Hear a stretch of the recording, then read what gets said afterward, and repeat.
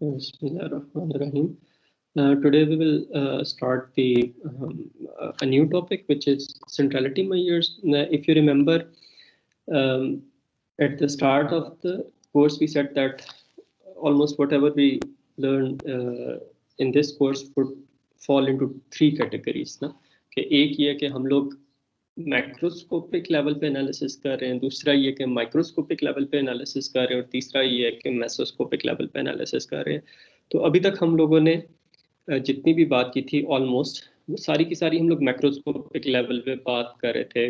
Graph के अंदर graph का साइज क्या है, डिग्री डिस्ट्रीब्यूशन क्या है, डेंसिटी कितनी है, एवरेज पाथ लेंथ क्या है, मतलब जिस भी चीज़ की आप एवरेज ले लें वो मैक्रोस्कोपिक प्रॉपर्टी बन जाएगी। कि माइक्रोस्कोपिक प्रॉपर्टी को टच किया है अभी तक हमने?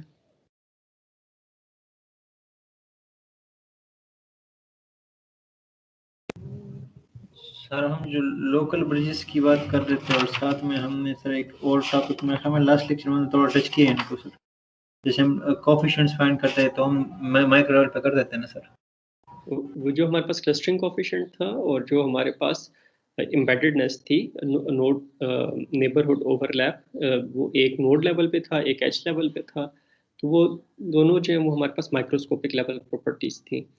तो माइक्रोस्कोपिक लेवल प्रॉपर्टीज हमें हेल्प करती हैं इम्पॉर्टेंट नोड्स को फाइंड करने में, ठीक है। और उसके लिए एक जनरल टर्म यूज होती है सेंट्रलिटी की, कि हमारे पास जो है वो एक एक नोड एक नेटवर्क के अंदर कितनी सेंट्रल है, कितनी इम्पोर्टेंट है, ठीक है। तो यूजुअली हम लोगों के पास जब एक नेटवर्क की फॉर्म में डाटा होता है तो फिर हम लोग जो है वो सेंट्रलिटी मेजर्स को यूज़ करके उसके अंदर नोड्स को जो है वो रैंक कर सकते हैं। ये जो रैंकिंग है ये प्योर हम लोग सोशल नेटवर्क के पर्सपेक्टिव में भी कर सकते हैं, सोशल नेटवर्क एनालिसिस के पर्सपेक्टिव में भी कर सकते हैं। और नेक्स्ट लेक्चर के अंदर हम लोग देखेंगे कि यही जो सेंट्रलिटी है हमारे पास, ये हमारे पास इंफॉर्मेशन रिट्रीवल के अंदर भी यूज़ होती है। आई होप आप लोगों में से मेजॉरिटी ने जो है इंफॉर्मेशन रिट्रीवल का कोर्स पढ़ा होगा। इंफॉर्मेशन रिट्रीवल के अंदर एक मेजर एस्पेक्ट ये होता है, एक मेजर प्रॉब्लम ये होती है कि अब आपके पास जो है वो मल्टीपल पेजेस मैच कर रहे हैं क्वेरी से, ठीक है। तो उसके अंदर से आपने रैंक उनको किस हिसाब से करना है। ऑफ कोर्स आपके पास आपने कोसाइन सिमिलरिटी पढ़ी होगी या और आपने मेजर्स जो है वो देखे होंगे जिसकी बेस पे आप रैंक कर सकते हैं। लेकिन हम लोग जो है वो सेंट्रलिटी को यूज़ करते हुए इंफॉर्मेशन रिट्रीवल के अंदर रैंकिंग की प्रॉब्लम को सॉल्व कर सकते हैं। और इनफैक्ट जो दुनिया के अंदर सबसे जो बड़ी रैंकिंग है, सबसे वाइडली यूज जो रैंकिंग्स होती हैं वो हमारे पास वेब पेजेस की रैंकिंग है। और हम लोग देखेंगे कि हमारे पास इनफैक्ट जो वहाँ पे जो रैंकिंग होती है उसके अंदर मल्टीपल क्राइटेरिया होते हैं, लेकिन जो सबसे इम्पॉर्टेंट चीज़ है वो जो रैंकिंग है वो भी हमारे पास एक नेटवर्क के अंदर नोड्स को रैंक करके हमारे पास वो रैंकिंग आती है, ठीक है। तो मेन आइडिया ये है कि हम लोगों ने इम्पॉर्टेंट नोड्स को जो है वो आइडेंटिफाई करना है।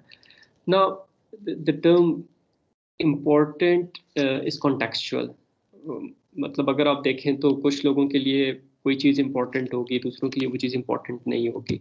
तो नेटवर्क के पर्सपेक्टिव के अंदर भी हमारे पास इसी तरह होता है कि हमारे पास जो इम्पोर्टेंस मेजर करनी है उसके हमारे पास डिफरेंट कॉन्टेक्स्ट्स हो सकते हैं, ठीक है। हर कॉन्टेक्स्ट के हिसाब से हमारे पास एक नोड हो सकता है, एक कॉन्टेक्स्ट में इम्पोर्टेंट हो, दूसरे कॉन्टेक्स्ट में इम्पोर्टेंट ना हो। तो वो हम लोग डिफरेंट उसके लिए फिर सेंट्रलिटी मेजर्स यूज करते हैं डिफरेंट कॉन्टेक्स्ट्स को कैप्चर करने के लिए।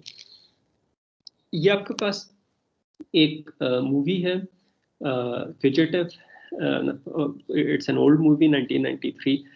उसके अंदर जितने भी एक्टर्स हैं वो नोड्स हैं, ठीक है। मतलब एक्टर्स को नोड बना दिया और स्क्रीन पे वो जब दो एक्टर्स इकट्ठे स्क्रीन पे अपीयर होते हैं तो उन दोनों के बीच में जो है वो हमारे पास एक एज जो है वो बन जाएगा। और फिर जितने ज़्यादा टाइम के लिए वो अपीयर होते हैं उतना उसका एज वेट जो है वो हमारे पास ज़्यादा हो जाएगा, ठीक है। तो आप मुझे आपने मूवी देखी हुई है नहीं देखी हुई, आप क्या ये नेटवर्क देख के बता सकते हैं कि इसके अंदर मेन रोल्स कितने हैं?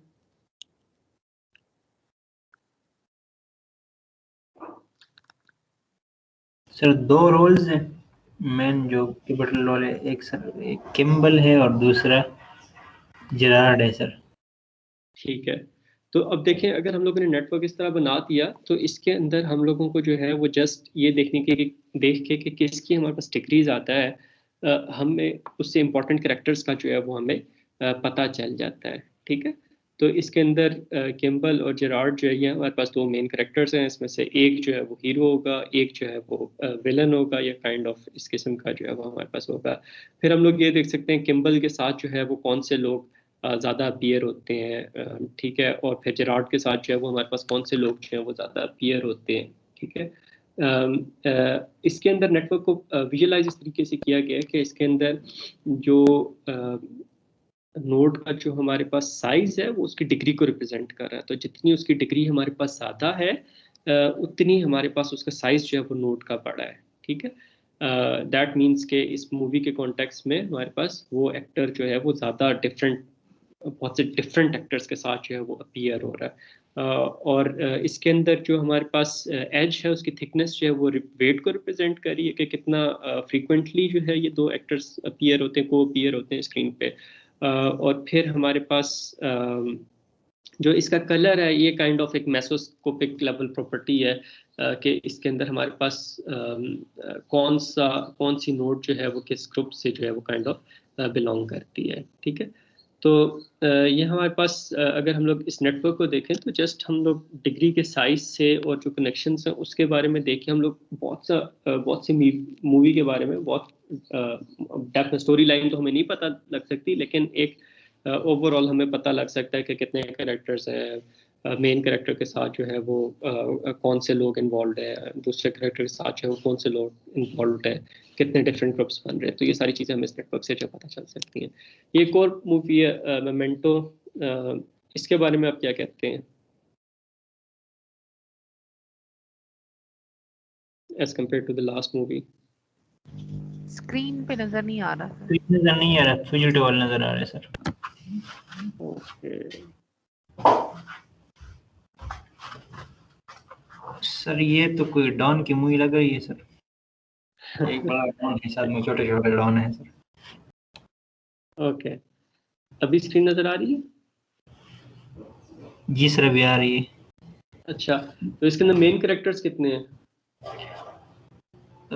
सर एक मेन कैरेक्टर एक ही है सर। एक ही मेन कैरेक्टर है ना? तो उसका हमें जो है वो इससे मतलब जस्ट ग्राफ देख के हमें पता चल जाता है कि the movie revolves around just one character ना।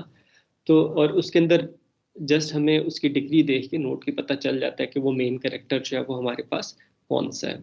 ठीक है, ये कोर नेटवर्क है, ये एक सोशल नेटवर्क है। ऑर्कुट का आपने नाम सुना होगा, ये काइंड ऑफ सोशल एक नेटवर्क था, स्टैनफोर्ड के एक स्टूडेंट ने बनाया था।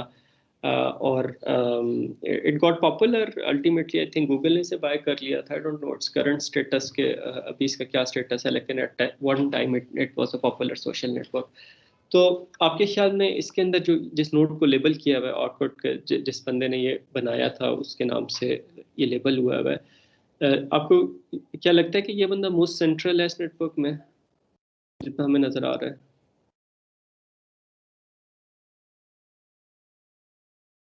यस सर, लग तो ये ऐसे ही सर नजर आ रहा है सर। एक रेड नोट भी है साथ में, वो भी जो रेड important नोड है, ये जो स्लाइड्स हैं ये मैंने बोरो की थी प्रोफेसर लाडा एडामिक से, जिनका मैंने बताया था कि सोशल नेटवर्क एनालिसिस का उन्होंने कोर्स भी रखा था कोर्सेरा पे, लेकिन अभी कोर्सेरा पे वो कोर्स तो नहीं है, लेकिन आपको उसका मटेरियल जो है वो गेटहब पे जो है वो कहीं ना कहीं आपको मिल जाएगा। तो ये जो रेड नोड है, ये क्योंकि लाडा एडामिक भी स्टैनफोर्ड से पढ़ी हुई थी, तो ये उन्होंने अपने आप को जो है वो रेड नोड से रिप्रेजेंट किया हुआ है। ठीक है, तो वो हमारे पास जो है वो इस नेटवर्क का हिस्सा है। और ये नेटवर्क क्या है, ये जो पर्सनल होम पेजेस होते हैं और किस स्टूडेंट ने किस स्टूडेंट को लिंक किया हुआ है, स्टैनफोर्ड के जो वेब पेजेस हैं, उन ये एजेस जो हैं वो उस चीज़ को जो रिप्रेजेंट कर रहे हैं।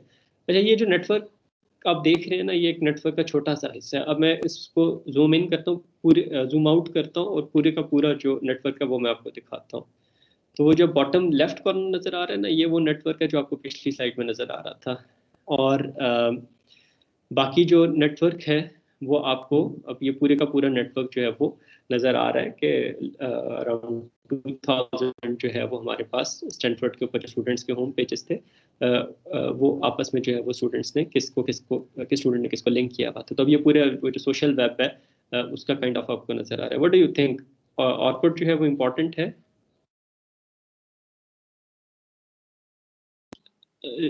सर अपने डोमेन में इम्पोर्टेंट है, जो उसका डिपार्टमेंट था या उसमें, बाकी नहीं है सर।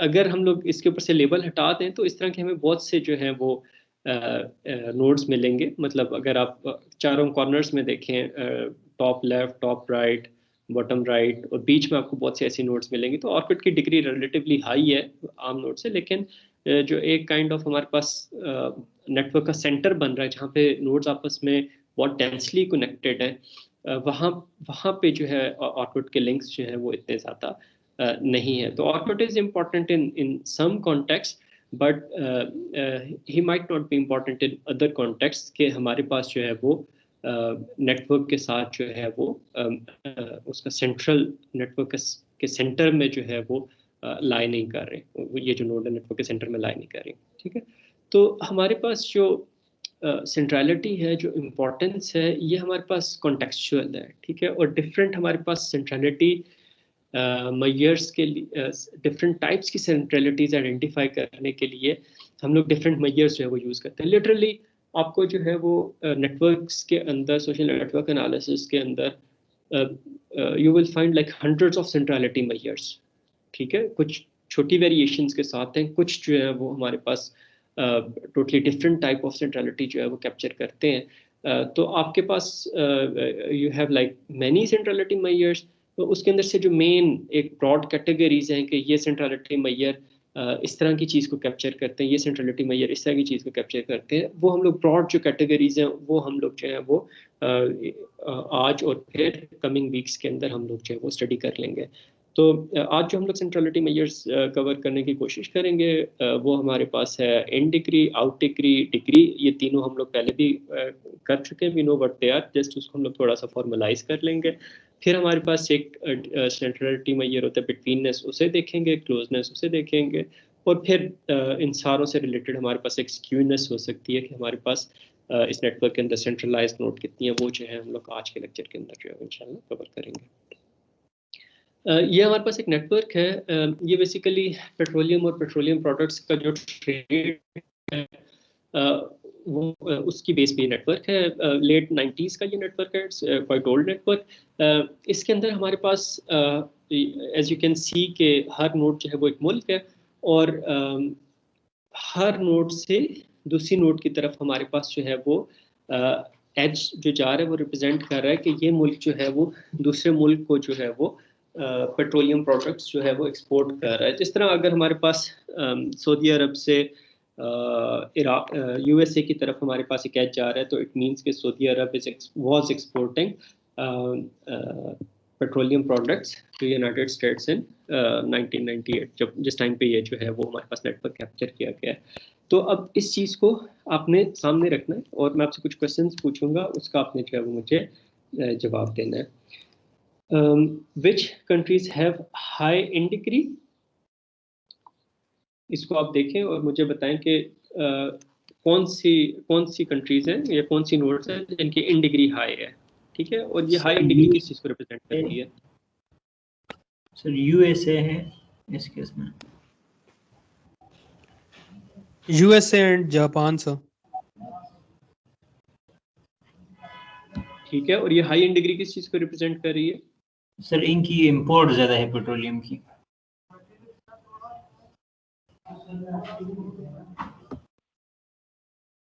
ठीक है, ये हमारे पास इस चीज़ को रिप्रेजेंट कर रहा है कि इन जो कंट्रीज हैं इनकी हमारे पास इंपोर्ट्स जो है वो ज़्यादा हैं।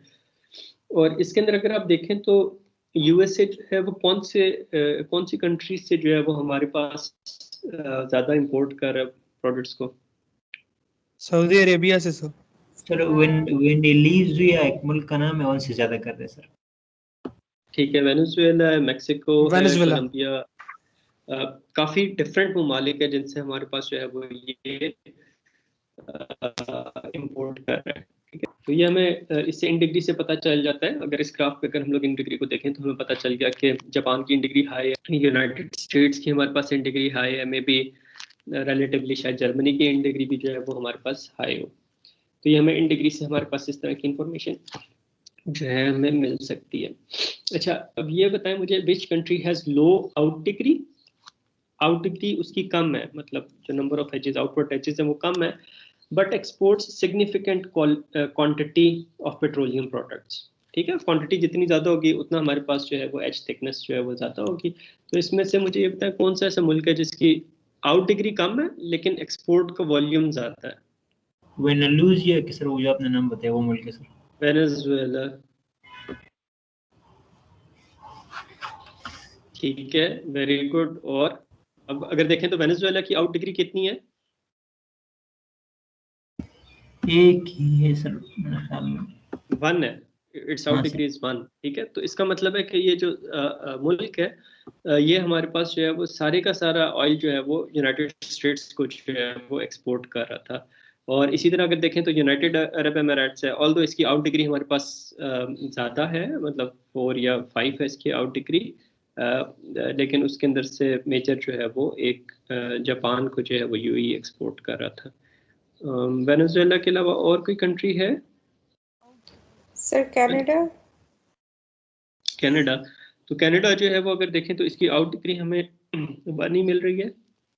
दैट मीन्स कि वो हमारे पास यूनाइटेड स्टेट्स को पेट्रोलियम प्रोडक्ट्स है वो ज़्यादा एक्सपोर्ट कर रहा है, ज़्यादा वॉल्यूम में एक्सपोर्ट कर रहा है। At the same time United states से कुछ इंपोर्ट भी कर रहा है, और उसके अलावा नॉर्वे से भी जो है वो कुछ पेट्रोलियम प्रोडक्ट्स जो है वो इंपोर्ट कर रहा है।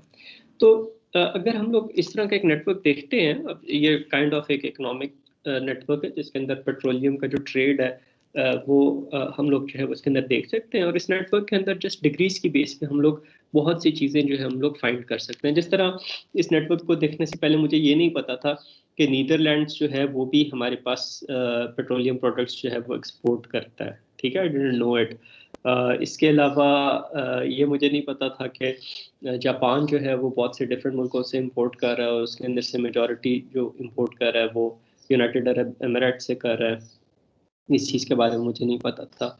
इसके अलावा और भी बहुत सी चीज़ें हैं जो ये जो यूरोपियन जो पार्ट है, आई डेंट थिंक अबाउट इट, और वैसे मुझे इसके बारे में इतना नहीं पता था कि यहाँ पे पेट्रोलियम प्रोडक्ट्स जो हैं वो किस तरह एक्सचेंज होती हैं, ट्रेड होती हैं। ठीक है, लेकिन इस नेटवर्क को देख के आप बहुत सी चीज़ें जो है वो आइडेंटिफाई कर सकते हैं। अच्छा, अगर हम लोग इसे ले जाएं, क्वांटिफाई करें, और इस लेक्चर के अंदर हम लोग सिर्फ जो है वो अनडायरेक्टेड नेटवर्क्स की जो है वो बात करेंगे। तो अगर हम लोग इसको क्वांटिफाई करें तो हम लोग जो है वो बेसिकली ये देख लेते हैं कि हमारे पास डिग्री जो है वो कितनी है। ठीक है, तो एजेस, नंबर ऑफ एजेस कितने हैं। जिस तरह इस नेटवर्क के अंदर हम लोग देख सकते हैं कि हमारे पास जो है वो 6 नोड्स हैं, उसमें से एक की जो है वो डिग्री 5 है और बाकी की डिग्री जो है वो हमारे पास 1 है। इसके अंदर हम लोग जो है वो डिग्री को जो है वो हम लोग इसका फार्मूला हम लोगों ने देखा था। एफिशिएंसी मैट्रिक्स अगर गिवन हो तो हमारे पास जो है वो डिग्री का फार्मूला हम लोग निकाल सकते हैं। लेकिन एट टाइम्स हम लोग करते क्या है कि जो हमारे पास सेंट्रलिटी मेजर्स होते हैं उनको हम लोग नॉर्मलाइज कर देते हैं। ठीक है, नॉर्मलाइज करने का क्या मतलब है कि हम लोग सेंट्रलिटी मेजर की वैल्यू ले जाते हैं 0 से 1 के बीच में। तो 0 हमें रिप्रेजेंट कर रहा होता है कि यहाँ पे डिग्री सेंट्रलिटी जो है वो 0 है, और 1 रिप्रेजेंट कर रहा होता है कि यहाँ पे डिग्री सेंट्रलिटी मतलब नोड जो है वो हर दूसरी नोड से जो है वो कनेक्टेड है। ठीक है, उसकी मतलब n-1 जो है वो हमारे पास उसके एजेस है। तो अगर हम लोग इसको खुद फॉर्मुलेट करना चाहें तो अगर हमारे पास किसी एक नोड की हमारे पास जो डिग्री है वो अगर हमें गिवन है, लेट्स से डी आई से अगर हमें गिवन है, या डी अगर हमारे पास एक सेकंड